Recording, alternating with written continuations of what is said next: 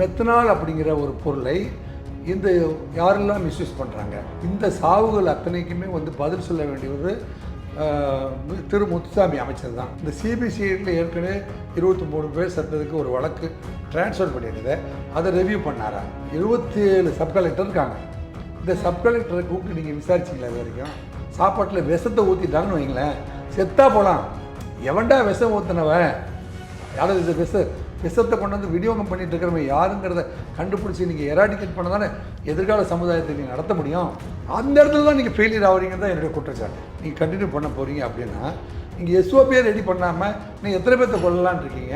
இந்த துறையில் வந்து தவறு நடக்கும்போதெல்லாம் கொண்டு போய் 10 லட்சம் ரூபாய் கொடுக்க வேண்டியது, அந்த அமைச்சரை வந்து நீ வந்து ரூமை விட்டு வெளியே வராத ஒழிஞ்சிக்கோ அப்படின்னு சொல்கிறது தான் தர்மமா?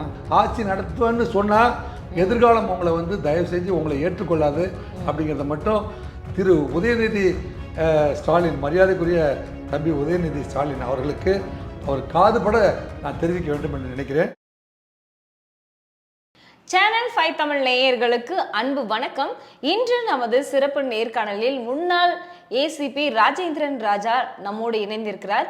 வாருங்கள் அவரோடு பேசலாம். ஐயா வணக்கம். வணக்கம்மா. வணக்கம். இன்னைக்கு கள்ளச்சாராயம் வந்து பெருசாக பேசப்பட்டுட்டு வருது. இது வந்து மறைக்கிறதுக்காக வந்து நிறைய விஷயங்கள் நடந்துட்டு இருக்கிறதாகவும் சமூக வலைதளங்கள்ல போய்கிட்டு இருக்கு. ஆனா சிபிஐ விசாரணை பற்றி பேசுறதுக்கு எடப்பாடி அவர்களுக்கு தகுதி இல்லை அப்படிங்கிற மாதிரி வந்து RS பாரதி அவர்கள் சொல்லியிருக்காரு. சிபிஐ விசாரணை பண்ணனாதான் வந்து இது கண்டிப்பா வந்து விசாரணை வந்து முழுமையாகுமா? எடப்பாடி பழனிசாமி அவர்கள் மட்டுமல்ல, திரு அண்ணாமலை அவர்களும் சொல்லியிருக்காங்க. அதை தான் சொல்லியிருக்காரு. நிர்மலா சீதாராமனும் சொல்லியிருக்காங்க. எடப்பாடி பழனிசாமி அவர்களும் போயிட்டு கவர்னர்கிட்ட மனு கொடுக்குறேன்னு சொல்லியிருக்காரு. திரு அண்ணாமலை அவர்கள் போய் கவர்னர்கிட்ட மனு கொடுத்துட்டாரு. ஆமாம். இன்னைக்கு அதுதான் அப்டேட்டு. ஆமாம். இந்த மரணத்துடைய எண்ணிக்கைமா 27 தொடங்கி 23 தொடங்கி படிப்படியாக போயிட்டே இருக்குது. ஒவ்வொரு நாளும் வந்து இறப்பின் எண்ணிக்கை அதிகமாகிட்டே இருக்கும்போது இந்த உலகமே இதை ஒத்து பார்க்கிற ஒரு காட்சியை நம்மளால் காண முடியாது. யாரெல்லாம் மௌனியாக இருந்தார்களோ அந்த அதில் வந்து பொலிட்டிக்கல் செக்டர், திரைப்படத்துறை மற்றும் கல்விசார் அறிஞர்கள், எனக்கு மத்திய அமைச்சர்கள், மாநில அமைச்சர்கள் அத்துணை பேருமே வந்து இதில் முன் வந்து தங்களுடைய கருத்துக்களை பதிவு செய்கிறார்கள். அந்த பதிவு செய்கிற கருத்தை யார் கோர்வை செய்வது? இதே போல தான் வந்து செங்கல்பட்டு மாவட்டத்துலேயும் அந்த போன வருடம் 2023 23 பேர் இறந்த பொழுது இத்தனை பேர்களும் கருத்துக்களை சொன்னார்கள். அந்த சொன்ன கருத்துக்கள் அத்தனையுமே வந்து என்னடி மீனாட்சி சொன்னது என்னாச்சு அந்த மாதிரி ஆகிப்போச்சு. எப்படின்னா அவங்க பாட்டுக்கு ஏதோ அவங்க பேசுனதை நான் எடுத்துக்கொள்ளவே இல்லை, அது அப்படியே காத்தோடு போயிடுச்சு அப்படிங்கிற மாதிரி இத்தனை கருத்துக்களும், இத்தனை தட் இஸ் அட்வைஸ், அறிவுரைகளும் கருத்துக்களும் வந்து யார் கோர்வை செய்து வைத்திருக்கிறார்கள்? சரி, இத்தனை பேர் இத்தனை கருத்துக்கள் சொல்லியிருந்தார்களே, அதன்படி நாம் நடந்து கொள்ளலாம். எதிர்கால ஒரு கருத்து சொல்கிறது அப்படிங்கிறது வந்து இன்றைய கருத்து நாளைய வரலாறு, இன்றைய செய்தி நாளைய வரலாறு. கண்டிப்பாக அப்படி தானம்மா? இப்போ நம்ம பேசுகிற ஊடகத்தில் சொல்கிற இன்றைய விஷயங்கள் கூட நாளைய வரலாறு தான். கண்டிப்பாக. அதனால தான் நம்ம வந்து கண்ணும் கருத்துமாக வந்து எதிர்கால சமுதாயத்திற்கு பயனுள்ள வகையில் சில செய்திகளை பதிவு பண்ணணும். நம்ம நேரத்தை செலவிட்டு இந்த கருத்துக்களை எல்லாம் பார்வையிட்டு அறிவார்ந்த கருத்துக்களை நம்மளாம் பதிவு பண்ணுறோம். பதிவு பண்ணுறதை கோர்வை செய்து கொள்ள வேண்டியது அரசாங்கத்துடைய கடமை. ஏன்னா அரசு என்பது பெரும்பான்மை பெற்று அரசமைத்து இந்த நாட்டை ஆளுகின்ற சக்தியையும் பவரையும் உங்கள்கிட்ட கொடுத்துருக்கனால அது உங்கள் பொறுப்பு. இதில் நீங்கள் என்ன, ஏன் பழனிசாமி சொல்கிறது ஏற்புடையது தான், அண்ணாமலை சொல்வது ஏற்புடையது தான், நிர்மலா சீதாராமன் சொல்வது ஏற்புடையது தான் என்றெல்லாம் நான் சொல்ல வேண்டுமென்றால் அதை சப்ஸ்டான்ஷியேட் பண்ணுறதுக்கு ஒரு அடிப்படை கருத்து வேணும் இல்லையா? இந்த 2023 இதே மாதிரி அத்தனை பேருமே கருத்து சொல்லியிருந்த போதிலும் அவருக்கு இதே மாதிரி 10 லட்சம் ரூபாயை காம்பன்சேஷனாக நீங்கள் கொடுத்த சாராயம் விற்றவனுக்கும் தெரியாமல் கொடுத்து விட்டீங்க. அப்படியெல்லாம் குளறுபடிகள்லாம் வந்துச்சு. சரி, அதுலேருந்து நீங்கள் நல்ல பாடம் படிச்சிருக்கணுமா இல்லையா? கண்டிப்பாக. சரி, அன்னைக்கு நீங்கள் என்ன செஞ்சீங்க? அவசர அவசரமாக ஒரு சிபிசிஐடி என்கொயரி போட்டிங்க. ஆமாம். சிபிசிஐடி என்கொயரி அந்த வழக்குக்கு போட்டிங்களே, அதிலிருந்து இன்றைக்கி வந்து ஒரு வருடம் காலம் ஆயிடுச்சு. 2023 2024 ஒரு வருட காலமாக இந்த ரெக்டிஃபைடு ஸ்பிரிட் அப்படிங்கிறத யாரெல்லாம் இந்த மார்க்கெட்டில் மிஸ்யூஸ் பண்ணுறாங்க, இந்த மெத்தனால் அப்படிங்கிற ஒரு பொருளை இந்த யாரெல்லாம் மிஸ்யூஸ் பண்ணுறாங்க, இங்கே இருக்கிற பிளேயர்ஸ் எத்தனை?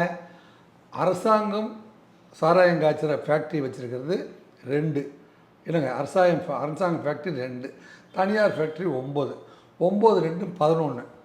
இந்த 11 இல்லாமல் இதை வாங்கி இதை வந்து இந்த அவங்ககிட்ட இருக்கிற ரெக்டிஃபைடு ஸ்பிரிட்டை வாங்கி அதை பிராந்தியாகவும் விஸ்கியாகவும் ரம்மாகவும் ஒயினாகவும் மற்றும் பியராகவும், அதாவது பர்சன்டேஜுக்கு தகுந்த மாதிரியான ஆல்கஹாலை கலந்து அதுக்கு அறிவார்ந்த கெமிஸ்ட்ரிகளை வைத்து இதை வந்து நீங்கள் வந்து பயன்படுத்துகிற ஏஜென்சி 16.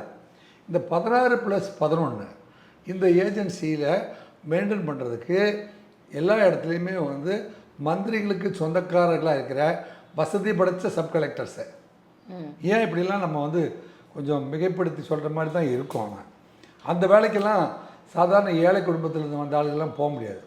ஹைலி ரெக்கமெண்டேஷன் வந்து அந்த எக்ஸைஸ் டிபார்ட்மெண்ட்டுக்கே வேலைக்கு போக முடியும். இந்த ப்ரொஹிபிஷன் என்ஃபோர்ஸ்மெண்ட் விங்கில் போலீஸ் துறையிலையும் சரி, இந்த எக்ஸசைஸ் துறையிலையும் சரி, விஐபியோடைய குழந்தைகள் தான் வந்து சப் கலெக்டர் ஆகி அவங்க தான் இதுக்கெல்லாம் போக முடியும். இந்த 11 + 16 இருக்குது பார்த்தீங்களா, இந்த இடங்களில் ஒரு சப் கலெக்டர், ஒரு தாசில்தார், 2 ரெவன்யூ இன்ஸ்பெக்டர், 2 போலீஸு பார்த்தீங்களா. இந்த 16 + 11 அப்போ மொத்தம் எத்தனை ஆச்சு? 27. இந்த 27 ஏஜென்சிக்குள்ளே எந்த இடத்துல நீண்ட காலமாக கசிவு வந்திருக்குது அப்படிங்கிறத கூட நீங்கள் கண்டுபிடிக்க முயற்சியும் பண்ணல. அப்படி இருந்தால் நீங்கள் தயவு செஞ்சு ஆமாம் நாங்கள் வெள்ளை அறிக்கை கொடுக்க முடியும். இது நீண்ட நெடுங்காலமாக செங்கல்பட்டுலேருந்து கள்ளக்குறிச்சி வரைக்கும் ரெக்டிஃபைடு ஸ்பிரிட்டை வாங்கிட்டு வந்து கலந்து கள்ளச்சந்தையில் விற்கிறது நெடுங்காலமாக நடந்துகிட்ருக்கு. இதில் பல பேர் கோடீஸ்வரராக மாறிட்டாங்க, பல பேர் கோடீஸ்வரராக மாறியிருக்காங்க அப்படிங்கிற செய்தியெல்லாம் வந்து செய்தித்தாள்களில் வருது. இப்போ பார்த்திங்கன்னா சுரேஷ் அப்படிங்கிற ஒரு நபர் கூட அதில் வந்து சாதாரண நிலைமையிலேருந்து 10 ஏக்கர் நிலம் வாங்கிட்டார். 20 ஏக்கர் நிலம் இன்னைக்கு அவர் வந்து அவரோட முகம் வெளியே தெரியுது. அப்போ 20 ஏக்கர் ஒருத்தர் நிலம் வாங்கிட்டான். சில பேர் வந்து பிடபிள்யூவில் வேலை பார்க்கறதுக்காக என்ன நல்ல வருமானம் தரக்கூடிய கள்ளச்சாரம் விற்கிற இடத்துக்கு ட்ரான்ஸ்ஃபர் வாங்கிட்டு போய் விற்று வசதியான ஆஃபீஸர்ஸ் எல்லாம் மாறிட்டுருக்காங்க. இப்போது ஒரு இப்படி கீழ் லெவலில் இத்தனை டிரான்சாக்ஷன் நடந்துட்டு இருக்கிறதையும் உங்கள் கண்களிலும் பார்க்க முடியவில்லை, காதுகளிலும் கேட்க முடியலை. சிபிசிஐடி என்ற துறைக்கு நான் மாற்றப்பட்டு விட்டேன். அந்த ஒற்றை வரியோடு மீதி விஷயங்களை மறந்துடுறீங்களா? அது எப்படி? இல்லை சார், இப்போ நீங்கள் சொல்கிறதே ஏற்றுக்கலாம். ஆனால் இப்போ நீங்கள் சொல்கிறது இப்போ மக்கள் சொல்கிறதாக கருத்தாக இருக்கட்டும், அரசியல் கட்சி தலைவர்கள் சொல்கிற கருத்தாக இருக்கட்டும், இதுக்கு வந்து திமுக தான் வந்து முக்கிய காரணம்னு சொல்கிறாங்க இல்லையா? இப்போ நீங்கள் சொன்ன சுரேஷ் அப்படிங்கிறவர் வந்து பார்த்திங்கன்னா அதிமுகவோட பிரமுகர் இல்லைங்களா?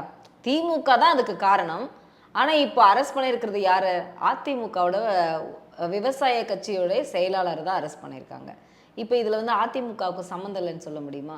சொல்லுங்கள். இல்லைம்மா, இதில் 100 வியாபாரிகளில் ஒரு வியாபாரி அதிமுககாரரு அப்படிங்கிறதுனால அதிமுகவுடைய கொள்கை கோட்பாடுகள் வேறு.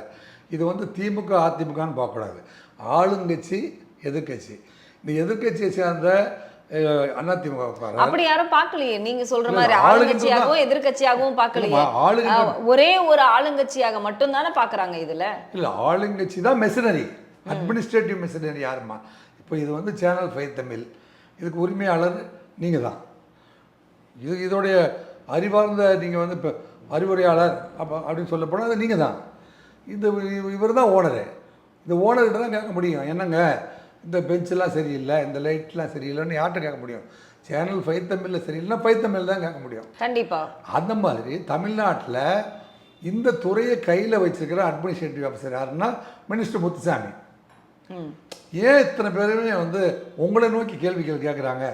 இப்போ பழனிசாமி போய் ஏப்பா அவன் சொல்லி என் கண்ட்ரோல்லே இல்லைப்பா, அவன் என் கட்சியில் ஒரு இருக்கான், உங்கள் அரசாங்கத்தை மேனேஜ் பண்ணியிருக்கான். அவன் ஒரு ஏடிஎம்கே காரனுக்கு கூட தெரிஞ்சும் அவன் கொடுத்த பணம் கொடுத்தா போதும்னு சொல்லி அவனை பர்மிட் பண்ணிக்கிறது யாருமா?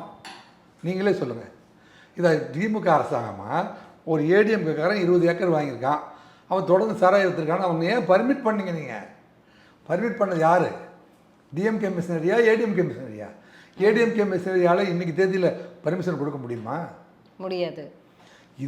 இதே சுரேஷ் வந்து ஏடிஎம்கே பீரியடில் சாராயம் விற்று அவர் பணக்காரர் ஆயிருந்தார்னு சொல்லியிருந்தால் உங்கள் குற்றச்சாட்டு சரி. அவர் மேலே 50 குற்ற வழக்குகள் அவர் மேலே வந்து இருக்கு, சுரேஷ் அவர்கள் மேலே.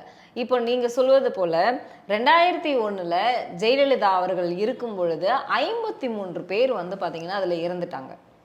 சரிங்களா? 53 பேர். இதில் வந்து 60க்கும் மேற்பட்ட மக்கள் வந்து இப்போ இறந்துருக்காங்க கள்ளக்குறிச்சியில். இப்போ அப்பவும் வந்து மெத்தனால் வந்து கலக்கப்பட்டதுனால தான் வந்து இறந்துட்டாங்க. அப்போ ஏன் வந்து ஜெயலலிதா அவர்களை வந்து பதவி விலக சொல்லவே இல்லை? ஏன் திமுக அரசில் இருக்கக்கூடிய முதல்வர் மு க ஸ்டாலின் மட்டும் ஏன் பதவி விலக சொல்லணும்? இது வந்து கேள்விக்குறியா இருக்குல்ல, மக்களுடைய கேள்வி இதுவாக இருக்கு இல்லையா? சொல்லுங்களேன். இப்போ வந்து பதவி விலகல் அப்படிங்கிறது வந்து மான மறவர்களுக்கான செயல்.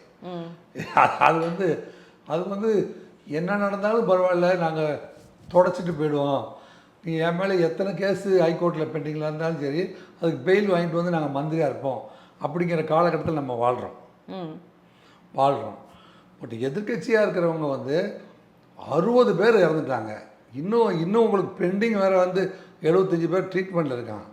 175 பேர் வந்து மருத்துவமனையில் இருக்காங்க, சிகிச்சை எடுத்து. இதுக்கு எண் நம்பர் என்னன்னு இன்னும் யாராலையும் கணிக்க முடியாத ஒரு சூழ்நிலையில் நம்ம வாழ்ந்துட்டு இருக்கிறோம். எண் நம்பர் ஒவ்வொரு உயிர் போகிற பொழுதும் அந்த ஊரில் இருக்கிற எல்லாருமே அவன் சொந்தக்காரனோ இல்லையோ கண்டிப்பாக அந்த வீட்டுக்கு பரிதாபப்பட்டாவது இளவுக்கு போவானா இல்லையா? கண்டிப்பாக சாவுக்கு போவானா இல்லையா? சரி, அப்படி தான் வந்து இன்றைக்கி என்ன செய்கிறாங்க, நம்ம தமிழ் சமூகத்தை சேர்ந்த ஏழை எளியவர்கள் தாலுகா அங்கே போனதுக்கப்புறம் தான் தெரியுது, தாலுகா ஆஃபீஸ் பின்னாடியே போலீஸ் ஸ்டேஷன் பின்னாடியே பகிரங்கமாக கண்ணுக்குட்டி என்கின்ற கோவிந்தராஜ் 25 ஆண்டு காலமாக சாராயம் விற்று கொண்டிருக்கிறார். சின்னத்துறை அப்படிங்கிறவர் அந்த மலையிலிருந்து ஒரு 25 வருஷமாக கொடுத்து அனுப்பிச்சிட்ருக்காரு. ரைட்டு. மிதுன் அப்படிங்கிற நம்ம சென்னை கோயம்பேடு பக்கத்தில் இருக்கிற பத்ரவாயிலிருந்து மிதுன் அப்படிங்கிறவன் தான் வந்து ஏற்கனவே 2023 மெத்தனாலில் வந்து சப்ளை பண்ணுவேன். அவன் சப்ளை பண்ணதில் மீதி கொஞ்சம் இருந்திருக்குது. சிபிசிஐடிக்கு ரெஃபர் பண்ணிங்களே அந்த இப்போ அதுக்கு பிறகு இப்போ செந்தில் பாலாஜி முன்னாடி அமைச்சராக இருந்தார். அவர் வந்து என்ன செய்கிறாரு, ஒரு சுந்தரமூர்த்தி அப்படின்னு ஒரு ஆளை வச்சு கரூரில் வந்து சரக்கே தயார் பண்ண ஆரம்பிச்சிட்டாங்க. ப்ரைவேட்டாக சரக்கு தயார் பண்ணி அந்த சரக்கை கடை மூடினதுக்கப்புறம் பார்களில் வச்சு தனியாக விற்பனையே தொடங்கிட்டாங்க. இது வந்து செந்தில் பாலாஜிக்கும் வந்து ஆமாம்மா, செந்தில் பாலாஜி இருக்கு, அவரும் செந்தில் பாலாஜி வந்துமா சுந்தரமூர்த்தி அப்படிங்கிற ஒரு ஆளு வழியாக வந்து ஒரு ப்ரைவேட்டு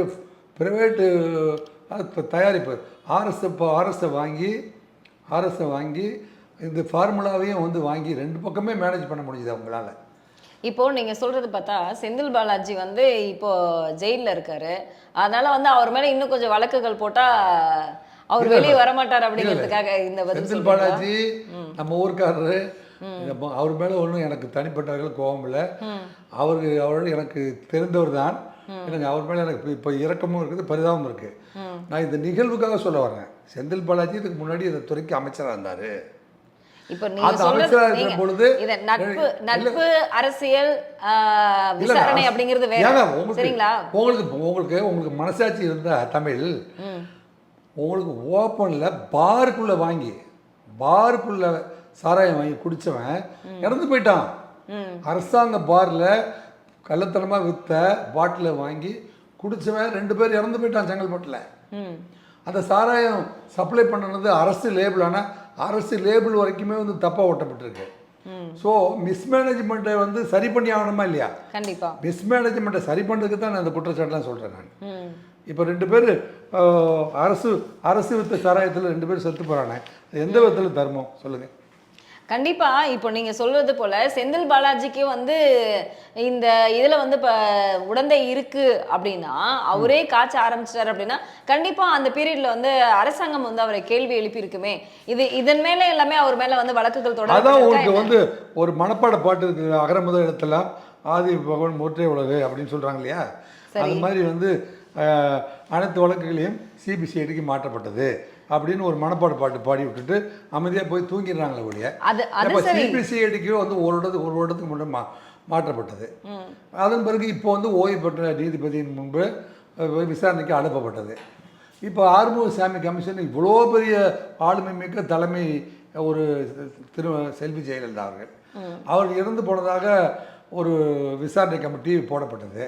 அந்த விசாரணை கமிட்டி ஒரு இந்த டிவியை திறந்து பொழுது போகலைன்னா அப்போல்லாம் வந்து ஆறுமுகசாமி வந்து காரில் இறங்குறதாகவும், இன்று பன்னீர்செல்வம் சாட்சி சொல்ல பழனிசாமி செல்கிறார், குப்புசாமி செல்கிறார், ராமசாமி செல்கிறார் அப்படின்னு டிவியில் இந்த உலக மக்கள் அத்தனை பேரும் பார்த்துட்டே இருப்பாங்க.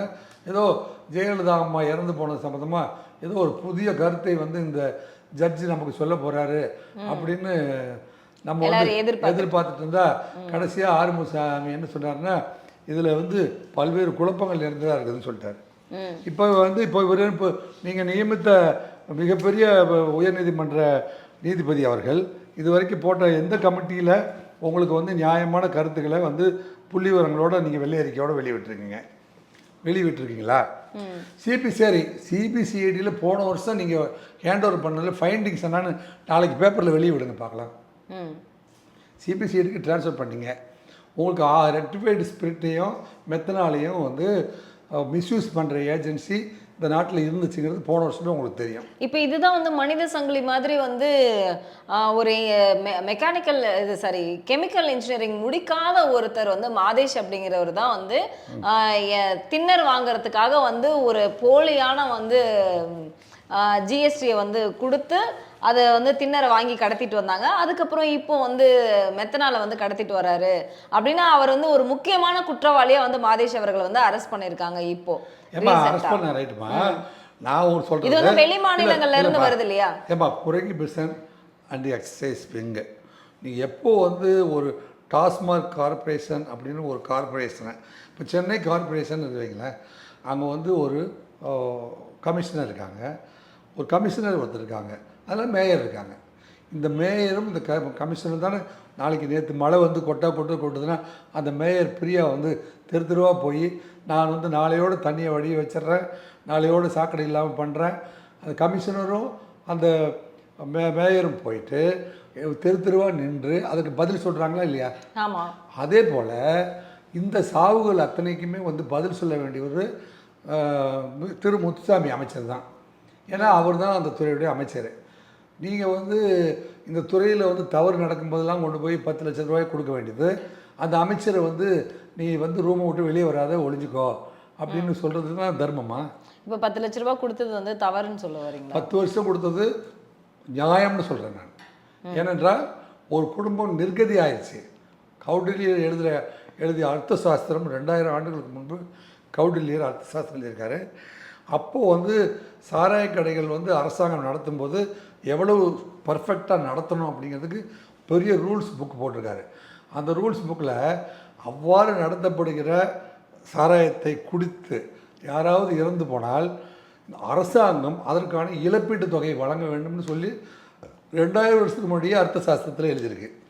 அதனால் ஸ்டாலின் திரு மு.க. ஸ்டாலின் மரியாதைக்குரிய முதல்வர் திரு மு.க. ஸ்டாலின் அவர்கள் தனிப்பட்ட முறையில் அந்த குடும்பத்தின் மீது இரக்கம் காட்டியிருக்கிறார். அந்த குடும்பம் வந்து நிர்கதி ஆகக்கூடாது என்பதில் கவனம் செலுத்தியிருக்காரு. அதை பொறுத்த வரைக்கும் நான் 200% பாராட்டுகிறேன். இதில் சாராயம் முடிச்சவனுக்கு பரிசா அப்படின்லாம் பேசுகிறாங்க. ஒரு உயிர் வந்து போயிடுச்சுன்னா அந்த குடும்பம் நிர்கதி ஆக்கப்பட்டு விட்டதுன்னு அர்த்தம். அந்த குழந்தைகளை வந்து யார் பாதுகாப்பது? குழந்தைகள் பராமரிப்பு. அந்த வீட்டில் 3 குழந்தை படிக்குது, 2 குழந்தை ஸ்கூலுக்கு போகுது அப்படின்னா அந்த அதை வந்து ஸ்கூலுக்கு +2 முடித்து அதுக்கப்புறம் ஒரு டிகிரி முடித்து அவன் வேலைக்கு போகிற வரைக்கும் அப்பா அம்மா இல்லாத குழந்தைய அவன் வளர போகிறான். அவனுடைய மனநிலை இப்போ நான் வந்து ஒரு ஆயிரக்கணக்கான குற்றவாளிகளை வந்து ஹேண்டில் பண்ணியிருக்கேன். அப்படி ஹேண்டில் பண்ணும்போது ஒரு திருடனையோ அல்லது பிக் பாக்கெட்டையோ செல்ஃபோன் திருடிட்டு போனவனையோ ஏன்டா இப்போ இறக்கமில்லாமல் பிளேடு போட்டு கிழிச்சிட்டு அடுத்தவனதை பிடிக்கிட்டு போனியா, என்னடா காரணம் அப்படின்னு நான் போய் உட்காந்து தனிமையில் பல நேரங்களில் விசாரிச்சிருக்கேன். அவங்கெல்லாம் பார்த்திங்கன்னா அம்மா அப்பா இல்லாத குழந்தையாக இருப்பாங்க, ஒழுங்காக பராமரிக்கப்படாத குழந்தைங்களாக இருப்பாங்க, அல்லது அப்பா லெஃப்ட் அவுட்டு, அம்மா லெஃப்ட் அவுட்டு, அல்லது அம்மா அப்பாவில் யாரோ ஒருத்தர் அன்பு காட்டவே இல்லை. இந்த மாதிரியான லெஃப்ட் அவுட் சில்ட்ரன் தான் வந்து கிரிமினல்ஸாகவும் கிரிமினலைஸாக மாறினதாக நான் பார்க்கிறேன். அதனால் இந்த குடும்பம் வந்து அந்த சூழ்நிலைக்கு போயிடக்கூடாதுங்கிறத தமிழக முதல்வர் அந்த குடும்பத்துக்கு காம்பன்சேஷன் கொடுத்து அதை சரி கட்டியிருக்கிறாரு அப்படிங்கிறது. ஆனால் இந்த துறை அமைச்சர்னு நீங்கள் ஒருத்தர் நியமிச்சிங்களே, அவர் இந்த சிபிசிஐடியில் ஏற்கனவே 23 பேர் செத்ததுக்கு ஒரு வழக்கு ட்ரான்ஸ்ஃபர் பண்ணியிருக்குது. அதை ரிவ்யூ பண்ணாரா? ரிவ்யூ பண்ணி எந்த இடத்துல லீக்கேஜ் இருந்துச்சு, இந்த மெத்தனால் எத்தனாலுக்கு வந்து எஸ்ஓபி ரெடி பண்ணி மெத்தனால் எத்தனால் வந்து ஒரு பேரல் வெளியே போகணுன்னா கூட, நான் சொன்னீங்களே இந்த 27 ஏஜென்சி காய்ச்சிறவங்க 11 பேர், இந்த நம்ம இது டிஸ்டிலரி வச்சுருக்கிறவங்க 16 பேர், இந்த 16 பேரும் இந்த 11 பேரும் சேர்ந்து 27 பேர் தான். 27 சப் கலெக்டர் இருக்காங்க. இந்த சப் கலெக்டரை கூப்பிட்டு நீங்கள் விசாரிச்சிங்களா இது வரைக்கும்? இதில் ஏதோ ஒரு இடத்துல பில்ஃப்ரேஜ் நடக்குதுன்னு நீங்கள் ஏன் கண்டுபிடிக்க தவறுறீங்க? வேணும்னே அதான் நம்ம ஏஜென்சியை வந்து காட்டி கொடுக்கக்கூடாது. சரி, நம்ம வீட்டில் வந்து ஒரு ஏஜென்சி வந்து சாப்பாட்டில் விஷத்தை ஊற்றிட்டாங்கன்னு வைங்களேன், செத்தா போகலாம். எவன்டா விஷம் ஊற்றினவன், யாராவது இது விஷத்தை கொண்டு வந்து விநியோகம் பண்ணிட்டு இருக்கிறவன் யாருங்கிறத கண்டுபிடிச்சி நீங்கள் எராடிகேட் பண்ண தானே எதிர்கால சமுதாயத்தை நீங்கள் நடத்த முடியும். கண்டிப்பாக அந்த இடத்துல தான் நீங்கள் ஃபெயிலியர் ஆகிறீங்கிறது தான் என்னுடைய குற்றச்சாட்டு. என்னுடைய குற்றச்சாட்டு என்னென்னா, இது கூட நடந்து போச்சு. நாளைக்கு நீங்கள் தொடர்ந்து சாராயம் தான் விற்க போகிறீங்க அல்லது பிராந்தி கடையை வந்து மூட போகிறது இல்லை, நீங்கள் கண்டினியூ பண்ண போகிறீங்க அப்படின்னா, நீங்கள் எஸ்ஓபியை ரெடி பண்ணாமல் நீங்கள் எத்தனை பேர்த்த கொள்ளலான் இருக்கீங்க? இப்போ இருக்கக்கூடிய சம்பவத்தில் எல்லா நடிகர்களும் எல்லா அரசியல்வாதிகளும் இந்த அண்ணாமலை அவர்களும் சொல்லியிருக்காங்க, ஒயின் ஷாப்பை மூடுங்க, கள்ளுக்கடைகளை வந்து திறந்துருங்க அப்படின்னு சொல்கிறாங்க. கள்ளுக்கடையை திறக்கணும் அப்படின்னா என்னுடைய வந்து கேள்வி என்ன அப்படின்னா, இங்கே எங்கே வந்து தென்னை மரங்கள் அதிகமாக இருக்குது? தென்னை மரம் வந்து தஞ்சாவூர் மாவட்டத்துலேயும் பொள்ளாச்சி, கோயம்புத்தூர், கரூர், ஈரோடு போன்ற எல்லா இடத்துலையும் இருக்குது. தமிழ்நாடு முழுவதும் சப்ளை பண்ணுறதுக்கு விட அதிகமான தென்னை மரங்கள் நம்மக்கிட்ட வந்துருச்சு. இல்லை, எவ்வளவு தென்னை மரங்கள் அழிஞ்சிருக்கு அப்படின்னு கணக்கு எடுத்தா இது எல்லாமே பத்தாது இல்லைங்களா? மக்களுக்கு வந்து கணக்கீடு சரியாக இல்லைன்னு நினைக்கிறேன் நான் சேலம் மாவட்டத்தை சேர்ந்தவர். நான் வந்து அங்கேருந்து ஈரோடு, கோயம்புத்தூர், காவேரி கரைகளில் பயணம், பொள்ளாச்சி வரைக்கும் பயணம் பண்ணுறேன். அங்கேருந்து வந்து தஞ்சாவூர் வரைக்கும் பயணம் பண்ணுறேன். தஞ்சாவூர் பேராவூர்லாம் வந்து ஒரு 1000 மனிதர் வாழ்வதற்கு 2000 மரம் தேவை என்றால் 5000 மரங்கள் இருக்குது நம்மகிட்ட இருக்கு. அதனால கள்ளுக்கடைகளை வந்து திறக்க முடியும். கள்ளுக்கடைகளை திறந்து விடுவதன் மூலமாகவும் இதில் செத்து போனவன், அதாவது எப்பொருள் யார் யார் வாய்க்கு ஏற்படும் அப்பொருள் மெய்ப்பொருள் காண்பது அறிவு. அப்புறம் நோய் நாடி நோய் முதல் நாடி அது தணிக்கும் வாய் நாடி வாய்ப்பை செயல். இந்த 2 குறளை தயவு செஞ்சு இந்த முத்துசாமி மினிஸ்டரை மனப்பாடம் பண்ணி சொல்லுங்கள். எனக்கு மனப்பாடம் பண்ணினாதான், இந்த திருக்குறள் தெரிஞ்சால் தான் வந்து மந்திரியாக இருந்தால் உருப்பிட முடியும். ஒன்றுமே படிக்காத, என்னங்க நல்ல கமிஷன் கொடுக்க தெரிஞ்ச, ஏற்கனவே 100 கோடி ரூபாய்க்கு மேலே வச்சுருக்கிறவனுக்கு தான் மந்திரி பதவி. இப்படியெல்லாம் வந்து இந்த காலத்து இந்த இவங்க பயணமே தவறு. இப்போ நீங்க சொல்ல வரீங்க, இப்போ இது எல்லாமே வந்து இந்த 27 பேரையும் வந்து விசாரிக்க தவறிட்டாங்க அப்படின்னு சொல்றீங்க இல்லையா? ஆமா, முத்துசாமி அவர்கள் தவறிட்டாங்க. முத்துசாமி தானே விசாரிக்கணும். முத்துசாமி அதாங்க. இப்போ இதுல வந்து போலீஸுக்கு வந்து உடந்தை இருக்கு, இதுல வந்து முழுமையாக வந்து போலீஸ் அதிகாரிகள் தான் காரணம் அப்படின்னு சொல்றாங்க. யார் சொன்னாங்க? மக்கள் போலீஸ் அதிகாரி, அந்த அதிகாரிகளை கைக்குள்ள வச்சிருக்கக்கூடிய ஆளுங்கட்சியான மு.க. ஸ்டாலின் அவர்களும் வந்து இதுக்கு பொறுப்பு அப்படின்னு வந்து இவங்க 2 பேரையும் தானே வந்து அதிகம் குற்றம் சாட்டிட்டு இருக்காங்க. ஏம்மா, அதாவது காவல்துறையை பொறுத்த வரைக்கும் அவர் பார்த்தீங்கன்னா மகேஷ்குமார் அகர்வால், அவர் தான் வந்து ஏடிஜிபி ப்ரொஹிபிஷன் பிடபிள்யூ. இப்போ வந்து திரு அருண் ஐபிஎஸ் கிட்ட அதை கொடுத்துருக்காங்க. திரு மகேஷ் குமார் அகர்வால் என்ன செஞ்சுருப்பார், அவர் வந்து பிஇடபிள்யூவில் ப்ரொஹிபிஷன் அண்ட் என்ஃபோர்ஸ்மெண்ட் விங்கில் யாரெல்லாம் கள்ளச்சாராயம் வைக்கிறாங்களோ அவர் போய் ஊரோட போய் அவர் 10 எஸ்பி கிட்ட சொல்லி, இப்போ யார் பொறுப்புனா இந்த செங்கல்பட்டுலேருந்து அந்த கள்ளக்குறிச்சி வரை இருக்கிற பிடபிள்யூ ஏடிஎஸ்பிகள் இருக்காங்க பார்த்தீங்களா, அவங்க அத்தனை பேரும் இதுக்கு பொறுப்பானவர்கள். அந்த ஸ்டேட் எஸ்பி இருக்கார், அவர் எஸ்பி வந்து என்ன பண்ணுவார், அவர் இப்போ தான் வந்து சமய் சிங் மீனா வந்து இப்போ தான் எஸ்பி அங்கே போகிறாரு. அவருடைய பொறுப்பு வந்து law and order, maintenance of law and order, prevention of crime, அப்புறம் ensuring law and order, traffic, accidents, அது எல்லாத்தையும் தாண்டி பிடபிள்யூக்கு ஒரு ஏடிஎஸ்பி இருக்கார், அதுக்கு ஒரு ஏடிஜிபி லெவலில் வந்து சூப்பர்வைஸ் பண்ணிட்டு இருக்காரு. இது வந்து அவருக்கு வந்து அவருக்கு வந்து சப்ஸ்டிடியூட் தான் அது. எது பிடபிள்யூங்கிறது வந்து அவர் பார்க்குற துறையே அல்ல அது. அதுக்கு ஒரு ஏடிஎஸ்பி போட்டு அதுக்கு 3 டிஎஸ்பி ஒரு இன்ஸ்பெக்டர் 10 ஸ்ட்ரென்த்து போட்டு அதுக்கு தனியாக இருக்கிற பொழுது பிடபிள்யூவை சேர்ந்தவங்களை வந்து நீங்கள் நடவடிக்கை எடுக்கிறது தான் சரியே ஒழிய இப்போ வந்து தமிழ்நாட்டில் இருக்கிற காவல்துறையை சேர்ந்த அத்தனை அதிகாரிகளும் நண்பர்களும் கொதி தெளிஞ்சிருக்காங்க. நீங்கள் வந்து அவர் வந்து மிஸ்டர் ஸ்ரவன்குமார் வந்து இது வந்து இங்கே இருக்கிற எல்லாருமே வந்து ரெவென்யூ ஆஃபீஸர்ஸ். எங்கே இருக்கிறவங்க இந்த 27 ஏஜென்சியில் இந்த மெத்தனாலு எத்தனாலு அரசு இதையெல்லாம் டீல் பண்ணுறதுக்காக இருக்கிறவங்க அத்தனை பேருமே 27 ஏஜென்சிகளும் வந்து ரெவென்யூ ஆஃபீஸர்ஸு.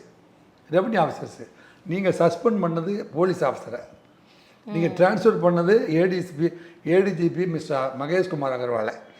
இன்றைக்கி தமிழ்நாடு முழுவதும் காவலர்கள் அத்தனை பேரும் வந்து கொதிச்சு இருந்து ஊருக்கு கிடச்சவன் ஆண்டின்ட்டு எதுக்குப்பா எங்கள் எஸ்பியை சஸ்பெண்ட் பண்ணீங்க அப்படின்னு முதல் முறையாக குரல் கொடுத்துருக்காங்க. அவங்க கொடுத்த குரல் நியாயம் அப்படின்னு நான் சொல்கிறேன். அப்புறம் எப்படி ரெவன்யூ டிபார்ட்மெண்ட்டு தான் வந்து இது எல்லாத்துக்கும் 1 பேரல் சாராயம், 1 பேரல் எரிசாராயம், 1 பேரல் எத்தனால், 1 பேரல் மெத்தனால் நீங்கள் வெளியே போகணுன்னா ஒரு சப் கலெக்டர் கையெழுத்து இல்லாமல் போக முடியாதுங்க. இது என்ன படித்தாங்களா படிக்கலையா? எதுக்கு ஒரு துறைக்கு ஒரு மந்திரி அவர் ஒரு இந்த 16 ஏஜென்சி கிட்ட கலெக்ஷன் பண்ணி கொடுக்க வேண்டிய ஆளுக்கு கொடுக்கறது மட்டும்தான் தொழிலே வச்சுருந்தா மட்டும்தான் இது எதுவுமே தெரியாமல் இருக்கும். அப்படின்னா வந்து பார்த்தீங்கன்னா இதில் இருக்கிறவங்க மக்களுடைய கருத்தையும் வந்து நம்ம கண்டிப்பாக இதில் எடுத்துக்கலாம். ஏன்னா இதில் சட்டமன்ற அந்த கள்ளக்குறிச்சி தொகுதியில் சட்டமன்ற உறுப்பினராக இருந்தவர்களும் அதில் மாவட்ட ஆட்சியாளர்களும் சப் கலெக்டரும் அதில் அமைச்சராக இருந்தவர்களுக்கும் வந்து முக்கியமான பொறுப்பு இருக்கு. இந்த பொறுப்பை இந்த விஷயங்கள் வந்து தெரிஞ்சு நம்மளுடைய முதல்வர்கிட்ட வந்து தெரிவிக்கப்பட்டு இருந்தால் முதல்வருக்கு வந்து இப்போ என்னப்பா சிபிசிஐடியில் இது டிரான்ஸ்ஃபர் பண்ணாங்க இல்லையா, அதான் அவருக்கு தெரிஞ்சிருந்தா இந்த தவறுகள் வந்து நடவடிக்கை எடுத்திருப்பாங்க இல்லையா. சிபிசிஐடி ஏடிஜிபி இருக்கார் இல்லையா, அவர் அதை ரெவ்யூ பண்ணி சார் இந்தந்த ஏஜென்சி தான் சார் இதை லீக் அவுட் பண்ணியிருக்காங்க அப்படிங்கிறத முதலமைச்சருக்கோ அல்லது ஏடிஜிபி பிஇடபிள்யூ திரு மகேஷ்குமார் அகர்வால் அவர்களுக்கோ தெரிவித்திருந்தா, மகேஷ்குமார் அகர்வால் வந்து அவர் ஒரு ஏடிஜிபி, சிபிசிஐடியில் இருக்கிற ஒரு ஏடிஜிபி, அந்த கேஸ் என்னப்பா ஆச்சுன்னு இவரை போய் கேட்க முடியாது. இதை ரெவ்யூ பண்ண வேண்டியது மாநில முதல்வர். ஏன் மாநில முதல்வர் அப்படின்னு சொல்கிறேன், மாநில முதல்வரும் திரு முத்துசாமி அவர்களும் 2 பேரும் உட்காந்து சிபிசிஐடி கிட்ட இப்படி ஒரு கேஸ் கொடுத்தோமே அது என்னப்பா ஆச்சு, இந்த மெத்தனால் எத்தனால் இந்த எரிசாராயம் சம்பந்தமானதெல்லாம் தமிழ்நாட்டுக்குள்ளே இந்த மாதிரி லீக் அவுட் பண்ண அந்த ஜெயலலிதா பீரியட்ல இருந்து கூட சொல்கிறேன், ஜெயலலிதா பீரியட்ல இருந்தால் கூட சொல்கிறேன் நான், திருமதி செல்வி ஜெயலலிதா அவங்க பீரியடில் நடந்திருக்குது. நம்ம இந்த காலம் அந்த காலம்னு அறுதிட்டுலாம் சொல்ல வேண்டாமா.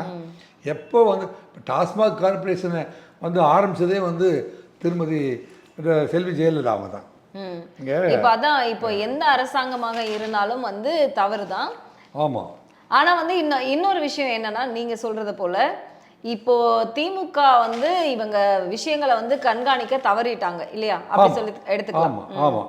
இப்போ நீங்கள் 1937 தொடங்குது ராஜாஜி, 1937 இவங்க 1937 அப்போ இருந்த முதலமைச்சர் திரு ராஜாஜி மதுவிலக்கு கொண்டு வந்திருக்காரு. எனக்கு 1948 காங்கிரஸை சேர்ந்த ஓமாந்தூர் ராமசாமி ரெட்டியார் அவர் மதுவிலக்கு கொண்டு வந்திருக்காரு. 1979 கலைஞர் வந்து மதுவிலக்கு அமல்படுத்தியிருக்காரு. 1983 இந்த நாட்டு சாராயமெல்லாம் குடித்து வம்பா போயிடுது, கொஞ்சம் உடம்புக்கு ரொம்ப கெடுதல் விளைவிக்காமல் இந்த மக்களுக்கு சரக்கை கொடுக்கணும் அப்படின்னு முடிவு பண்ணி புரட்சித் தலைவர் எம்ஜிஆர் வந்து 1980 ஐஎம்எஃப்பில் வந்து உள்ளே கொண்டு வர்றார். 1983 எனக்கு 1989 கலைஞர் என்னங்க மலிவு விலை மதுவை அறிமுகம் செய்தார். 1989 கலைஞர் வந்து மலிவு விலையில் இதெல்லாம் வந்து இது history of the land. 1999 Jayalalithaa அரசு மலிவு விலை மதுவை வந்து ரத்து பண்ணிடுறாங்க. ஏன் ரத்து பண்ணாங்க அப்படிங்கிறது இது எல்லாத்தையும் வரிசையாக அந்த ஹிஸ்ட்ரி எடுத்து 2003 டாஸ்மாக் என்ற ஒரு நிறுவனம் செல்வி ஜெயலலிதா அவர்களால் அறிமுகப்படுத்தப்பட்டது. இந்த 2003 அவதான் கார்பரேஷனாக மாறுது. இப்போ 1937லேருந்து 2003 வரைக்கும் சாராயம் விற்கிறதுக்கு சும்மா ஒரு இன்சார்ஜை போட்டு அல்லது ஒரு அமைச்சரை போட்டு அப்படியே இயல்பாக நடத்திட்டு இருக்காங்க. இதை கம்பெனி ஆரம்பித்தது 2003 தான். இந்த 2003 ஆரம்பித்து அது டாஸ்மார்க் கார்பரேஷன் அப்படின்னு ஒன்று உங்கள் கண்ட்ரோலில் இருக்கிற பொழுது, இப்போ சென்னை கார்பரேஷன் அப்படின்னு ஒரு கண்ட்ரோலில் இருக்குது. அதில் இவ்வளோ காலம் இந்த திட்டம் வகுத்தல் போன்றவர்கள்லாம் எல்லாத்துக்கும் சேங்ஷனிங் அத்தாரிட்டி மேயர்கிட்ட இருந்துச்சு. இப்போ பிரியா வந்ததுக்கப்புறம் ரொம்ப பிரியமாக இருக்கிற மாதிரி எல்லாத்தையும் மேடையில் காமிச்சிட்டு சேங்ஷனிங் அத்தாரிட்டியை கவர்மெண்ட் எடுத்துக்கிச்சு. இது எப்படி நீங்கள் பண்ணீங்க? பிரியா கிட்ட ஏன் சேங்ஷனிங் அத்தாரிட்டியை கொடுக்காம நீங்கள் பவரை நீங்கள் ரிவ்யூ பண்ணியிருக்கீங்க என்னமோ ஒரு அட்மினிஸ்ட்ரேஷனில் அப்போ இந்த கார்பரேஷனில் இவ்வளோ ரெவன்யூ வருது, ஏன்னா 450 கோடி மாதம் வருது அப்படின்லாம் சொல்கிறீங்களே, அப்படியேப்பட்ட ஒரு வருமானம் வரக்கூடிய இடத்துல ஒரு மந்திரியை போடுறீங்களே. இப்போ நீங்கள் இதுக்கு முன்னாடி சொன்னீங்களே செந்தில் பாலாஜி அவர்களே சாராயம் காய்ச்சறதுக்கு உடந்தையாக இருந்தார். அவர் 4000 பார் பிரைவேட்டாக நடத்திட்டு இருந்தார். 4000 பார் சாதாரணமாக இதெல்லாம் சாதாரண தப்புலாம் நடக்கலாமா? அங்கே ஹிமாலய தவறுகள் நடந்து. இப்போ அவர் கைதாகி உள்ளே போயிருக்கார் இல்லையா? இப்போ இந்த வழக்குகள் எல்லாமே அவர் மேலே போடப்பட்டிருக்கா என்ன? ஆமாம், இந்த வழக்குகள் எல்லாமே அவர் மேலே எல்லா குற்றச்சாட்டுகளுக்குமே அவர் மீது சுமத்தப்பட்டிருக்குது. என்னங்க அது என்ஐஏ எல்லாம் பார்த்துட்டு தான் இருக்குது. நீங்கள் 2003 டாஸ்மாக் கார்பரேஷன் அப்படின்னு அது ஒரு கார்பரேஷனாக மாற்றினதுக்கு அதுக்கப்புறமா ஒரு சிஸ்டம் கிரியேட் பண்ணி இதில் பில்ஃபரேஜ் நடக்காமல் பார்த்துக்க வேண்டியது தமிழக முதல்வரும் திரு முத்துசாமி அவர்களுடைய கடமையாக வந்துடுது. ரைட்டு. மகேஷ்குமார் அகர்வால் பிடபிள்யூக்கு இன்சார்ஜாக போட்டிருக்காங்க இல்லையா, அவரை பிடிச்சிட்டு நீங்கள் ட்ரான்ஸ்ஃபர் பண்ணுறீங்க. அவருக்கு என்னென்னா ஏற்கனவே பில்ஃபரேஜ் நடந்த சம்மந்தமாக சிபிசிஐடியில் கொண்டு போய் நம்ம கேஸை கொடுத்துருக்கோம். அதுலேருந்து ஒரு அறிக்கை வந்திருந்தால் அவர் அமல்படுத்தியிருப்பார். சரி, அந்த அறிக்கை ஒன்றும் வரல. அவர் கீழே இருக்கவங்களெல்லாம் நம்புகிறாரு. நம்பிட்டு அரசாங்கம் இவ்வளோ தூரம் நீங்கள் இதில் ஒர்க் பண்ணால் போதும் அப்படின்னு சொல்கிறதுனால தானே அவர் அவ்வளோதானே ஒர்க் பண்ணுறாரு. இப்போது என்ன செய்யுது, எக்ஸைஸ்க்கு இது வரைக்கும் மதிவானன்னு ஒரு கமிஷனர் இருந்தார். பெரிய எனார்மஸ் பவர், வானளாவிய அதிகாரம் படுத்த ஒரு போஸ்ட்டு எக்ஸைஸ் கமிஷனர் அப்படிங்கிற போஸ்ட்டு. அந்த எக்ஸைஸ் கமிஷனர் ஜெயகாந்தன் ஐஏஎஸை போட்டிருக்கீங்க. இப்போ ஜெயகாந்தன் இது வரைக்கும் வெளில ஆமாங்க இந்த ரெக்டிஃபைடு ஸ்பிரிட்லாம் இதுதான், எத்தனால்னா இதுதான், மெத்தனால் தான் இதுதான், இந்த 3 சரக்குகளும் எங்கள் கண்ட்ரோலில் 27 ஆஃபீஸர்ஸு நாங்கள் போட்டு வச்சுருக்கோம்.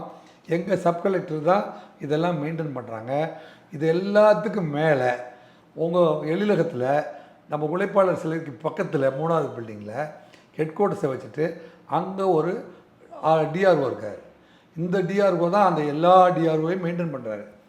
இவங்க எல்லாத்தையும் தமிழக முதல்வரும் முத்துசாமி மினிஸ்டர் அவர்களும் 2 பேரும் மாதம் ரெவ்யூ பண்ணி இதில் எங்கெங்கெல்லாம் பில்ஃபரேஜ் நடக்குது அப்படிங்கிறத நீங்கள் வெரிஃபை பண்ணியிருக்கணும். பண்ணலை, இவ்வளோ பெரிய இப்போ போய் ஃபைன் கட்டுறீங்க. ரைட்டு. இப்போ எல்லா கட்சி தலைவர்களும் மக்களும் குறை சொல்கிறது, திமுகவை குறை சொல்கிறது சரிதான் இல்லைங்களா? திமுக ரெவ்யூ பண்ண வேண்டியது உங்கள் பொறுப்பு தான். ஏமா நாங்கள் ஜெயிச்சுட்டோம், நீங்கள் தானே முத்துவேல் என்னங்க நீங்கள் போய் அங்கே அமைச்சர்கள் கவர்னர் ஆஃபீஸில் போய் முத்துவேல் கருணாநிதி ஸ்டாலின் எனும் நான் இந்த பொறுப்பேற்றுக் கொள்கிறேன் அப்படின்னு நீங்கள் தானே சொன்னீங்க. திரு முத்துசாமி அவர்கள் போய் கவர்னர் வீட்டில் போய் நின்று அதான் முத்துசாமி ஆகிய நான் இந்த துறைக்கு பொறுப்பேற்று நேர்மையான முறையிலும் இந்த அரசு வகுத்துள்ள சட்ட திட்டங்களுக்கு உட்பட்டு இந்த கான்ஸ்டியூஷனுக்கு உட்பட்டு நான் மிகாமலும் குறையாமலும் எது தேவையான அளவுக்கு என்னென்ன சட்டங்களை அமுல்படுத்த வேண்டுமோ அவைகளை அமுல்படுத்துவேன் என்று அந்த ஆண்டவன் மீது சத்தியமாக சொல்கிறேன்னு நீங்கள் சத்தியம் பண்ணதெல்லாம் பொய்யா கோபால்? கண்டிப்பா நீங்க சொல்றது ஏற்றுக்கொள்ளக்கூடியதுதான். அரசாங்கத்திற்கு கண்டிப்பாக பொறுப்பு இருக்கு. பொறுப்பு இல்லாமல் இருந்தது அவங்களுடைய தவறு தான். தவறுனால இப்போ 60 உயிர்கள் 60 உயிர்கள் உங்க மிஸ்டேக். இதெல்லாம் தெரிந்தே செய்வார். ஒரு தவறு செய்தால் அதை தெரிந்து செய்தால் அதை தேவன் என்றால் விட மாட்டேன்னு. இப்போ கனிமொழி அவர்கள் சொன்னாங்க அதிக விதவைகள் தமிழ்நாட்டில் தான் இருக்காங்க அப்படின்னு. இவங்களுடைய ஆட்சியில் 60 விதவைகள் ஒரே மாவட்டத்தில் இருக்கிறபடி ஆயிடுச்சு இல்லையா? இல்லை, கனிமொழி அக்கா நான் இது வரைக்கும் எந்த பொது விவாதத்துலேயும் அவங்கள பற்றி பேசவும் இல்லை, விமர்சனம் செய்யவும் இல்லை. ஆனால் நீங்கள் தூத்துக்குடி மாவட்டத்தில் போய் எம்பி ஆகிறீங்க. அவங்க தூத்துக்குடி மாவட்டத்தில் சாதிய கொலைகள் கொலை நடக்காத நாளே இல்லை. என்னங்க, அப்படி ஒரு சமூக ஒற்றுமையின்மை அங்கே அரங்கேறி கொண்டிருக்கிறது. அந்த ஒரு சப்ஜெக்டை பார்த்து நீங்கள் சரி செய்ய வேண்டியது. நீங்கள் மெம்பர் ஆஃப் பார்லிமெண்ட் ஆகிட்டீங்க, இந்தியாவுக்கே போய் பார்லிமெண்ட் குழுவுடைய தலைவராக உங்களை நியமிச்சிருக்காங்க. அப்பேற்பட்ட உயர்ந்த பொறுப்பில் இருக்கிற நீங்கள் தூத்துக்குடி மாவட்டத்துக்கு மாதம் போய் ஒரு சமூக நல்லிணக்கத்தை உருவாக்குங்கள். 1. 2, அந்த எதிர்க்கட்சிகள் ஆட்சியில் இருக்கிற பொழுது தமிழ்நாட்டில் வந்து டாஸ்மாகின் மூலமாக இளம் விதவிகள் அதிகமாகி கொண்டிருக்கிறார்கள் அப்படின்னு. அப்போது இந்த நாட்டில் இருக்கிற அத்தனை பெண்கள், இப்போ 8 கோடி பெண்கள், 8 கோடி மக்கள் தொகை வச்சுங்களேன், 4 கோடி பெண்களும் வந்து தலைவியாக ஏற்றுக்கொண்ட ஒரு அக்கா தான் கனிமொழி அக்கா. அந்த கனிமொழி அக்கா உங்கள் மேலே இருக்கிற நம்பிக்கைக்கு பாத்திரமா நீங்கள் வந்து ஒரு வார்த்தை சொல்லக்கூடாதாக்கா? இந்த சாராய கடையை படிப்படியாக குறைக்கிறோம்னு சொன்னோமே. நான் என்ன சொல்கிறேன், கண்டிப்பாக அவங்க பேசவே இல்லை. இப்போ அரசாங்கத்துக்கு நான் சொல்லிக்கொள்வது என்னவென்றால், இந்த அஃபோர்டபுள் ப்ரைஸில் சாராயம் விற்காதனால தானே அவங்க உங்கள் பிராண்டி வாங்குறதுக்கு அவன்கிட்ட பணம் இல்லை. உங்கள் விலை அப்படி இருக்குது. 135 ரூபாய் ப்ளஸ்ஸு 75 ரூபா தொட்டுக்கிறதுக்கு. ஏன்னா குடிக்கிறதுக்கு 140, தொட்டுக்கிறதுக்கு 60. 200 ரூபாய் வந்து அவன் 300 ரூபா சம்பாதிக்கிறவன் 200 ரூபாயும் கொண்டு அங்கேயே கொடுத்துட்டு இன்னொரு 2 ஆம்லேட் சேர்த்து வாங்கினா 300 ரூபாய் அங்கேயே போயிடுமே. இல்லைங்க, நீங்கள் வந்து கோடீஸ்வர வாழ்க்கை வாழ்ந்து கொண்டு இருக்கிறீர்கள். இந்த அமைச்சர்கள்லாம் மிகப்பெரிய கோடீஸ்வரர்களுக்கு தான் சீட்டு கொடுக்குறீங்க. 5-6 கேஸு ஏற்கனவே வாங்கியிருக்கணும். எனக்கு பல கேஸுக்கு வாய்தாவுக்கு போகணும், அதெல்லாம் வின் பண்ணி வந்துடணும். எனக்கு ஒரு தேர்தல்னால் 130 கோடி செலவு பண்ணணும், 250 கோடி செலவு பண்ணியாவது ஜெயிச்சணும். இப்படி வந்து தமிழ்நாட்டை வந்து அரசியல் ரீதியாக காஸ்ட்லி ஆக்கிட்டீங்க. ஏழை எளியவர்கள் என்ன செஞ்சுட்ருக்காங்க உங்கள் கண்ணிலே படலை. அவன் வந்து உங்கள் சரக்கை வாங்கி கொடுக்க முடியாமல் தானே 50 ரூபாய்க்கு குடித்தவன் தானே இது வரைக்கும். அந்த 23 சரி, இந்த 60 சரி, 60 + 23 இந்த 83 சரி, இல்லை அன்னையார் காலத்தில் செத்து போன அந்த 53 சரி, இவனெல்லாம் வந்து 50 ரூபா பாக்கெட்டை குடித்தான். என்னங்க, அப்போ ஏழை எளியவர்களை பற்றி உங்களுக்கு திட்டமே இல்லை.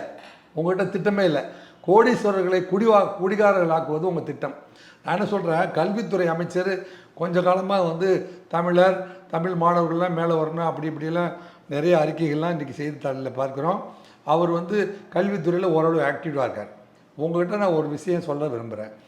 கல்வி இந்த தமிழ்நாடு முழுவதும் ஊராட்சி ஒன்றிய துவக்க பள்ளிகளும் என்னங்க அரசினர் உயர்நிலைப் பள்ளி, மேல்நிலைப் பள்ளிகள் இருக்குது.